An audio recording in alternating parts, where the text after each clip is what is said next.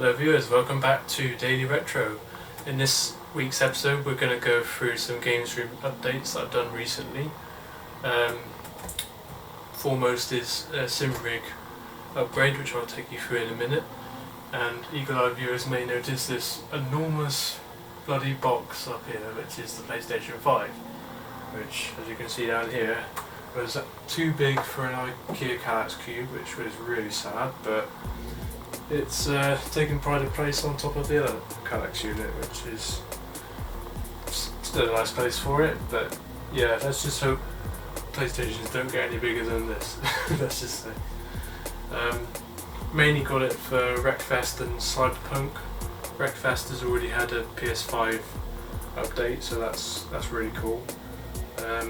Yeah, when you were playing it on PlayStation 4, whenever you had more than 10 cars on track, it was sort of, the frame rate was dropping quite a lot, and it would affect your actual driving experience, which was not great. Let's see, other additions. We've added a Mega Drive poster, which came out of a new Mega Drive game that I purchased. I think it might have been either Eternal Champions or Hellfire. And recently it's been my birthday, so it's the Gameboy Cartridge display. As you can see, it's by Let's Talk Retro. They've got an Etsy shop in the UK. Do very limited quantities, but as you can see, the craftsmanship is really nice. It feels really solid, which is really cool. Replaced a crappy nail polish unit that I got really cheap on eBay, which came cracked, so it has always been a bugging annoyance in the games room, to be honest. So that's that. And then moving across to here, we've got the main sort of new addition to the games room. So I've replaced what was formerly just a play seat with a Logitech G29 series. I did do a couple of brake mods to that, but was never really on par, especially with the wheelbase, which obviously gives you feedback through wheel racing games. Had to spend a lot on this. I think the total cost, you're looking at about 2,800 and you compare that to the PlayStation and the G29, which was about 400 or 500 with mods. So we've got a Fanatec Podium F1 wheelbase, which is PlayStation compatible. It's the only direct drive they make that is PlayStation compatible.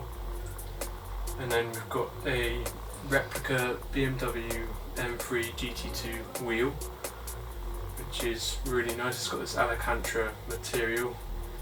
Doesn't have a cheap feel at all like you get on Logitech wheels, which are just sort of fake leather, and that really wore down over time and didn't give you much grip, whereas this gives you a lot of grip.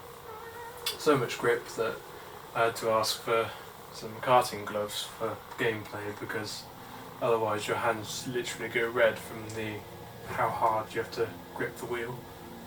Vanitek Shifter, so it's a 7-speed, so if you're on a Le Mans car you can do like a reverse where you push down and then go into 7th.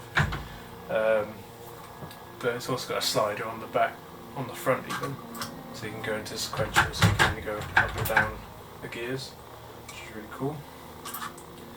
Very obvious thing here, which is the Phantek handbrake. Really useful for me to have in front of me, because I mainly play rally games, to be honest, and this is the main reason I upgraded my sim. It's because I love rally esports. I recently won a local motor clubs series, which was 60 in Worcester Motor Club.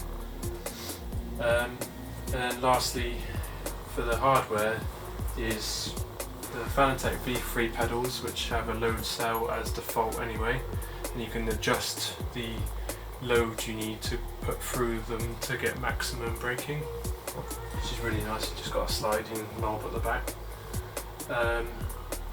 Already had the monitor stand, which was by GT Amiga, which is a Scottish based company, and then I've just replaced the monitor. Instead of having a flat TV, which was 32 inch, we've now got an AOC 32 curved LED, screen, which is 144 Hz refresh rate, which is really cool. Everything just looks so crisp now. Yeah, I was really amazed the other day when I was doing a rally stage and I was sort of getting the sunlight in my eyes in the stage, and on the old screen it wasn't an issue, but on this I'm just like, I can't see where I'm going. So the colours were just amazing on it, to be honest. And what it's all mounted to is, as you can see from the logo up there, is a GT Omega Prime rig. It's a fairly new 8020 aluminium rig. Took quite a long time to build with wifey's help. Took about, I'd say, 3 hours.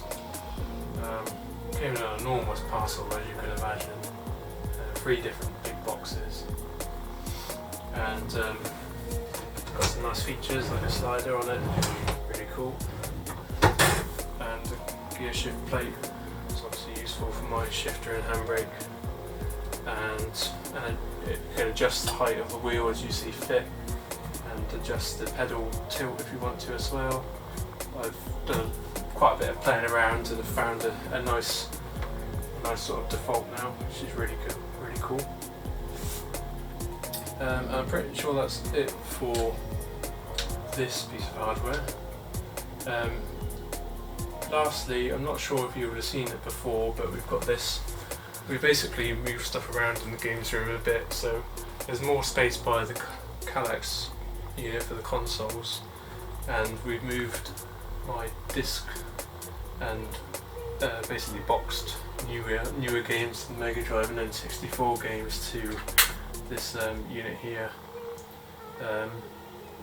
It's getting fairly full already, but yeah, it's enough for now, and yeah, fits in the corner quite nicely out of the way. It's still got quite a bit of shelf space up at the top, so I think at some point that's going to get filled. Not quite sure what with yet. Possibly Master System games, because I've started to collect Master System games as well as Mega Drive, just because my Mega SG can play them, and there's some Master System games that you don't see on the Mega Drive, so that's one of the main reasons, to be honest. And yeah, that's pretty much it for the Games Room update. If you've got any questions on what I've bought and what I've got on display, then feel free to drop a comment down below. Big shout out to Retro Bear for a shout out recently.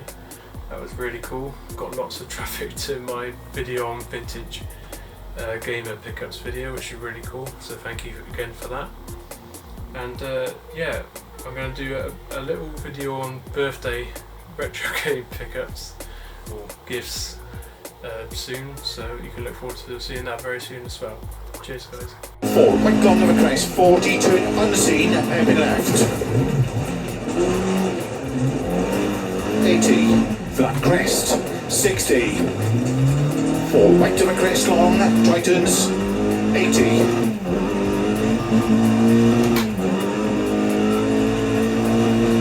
6 left.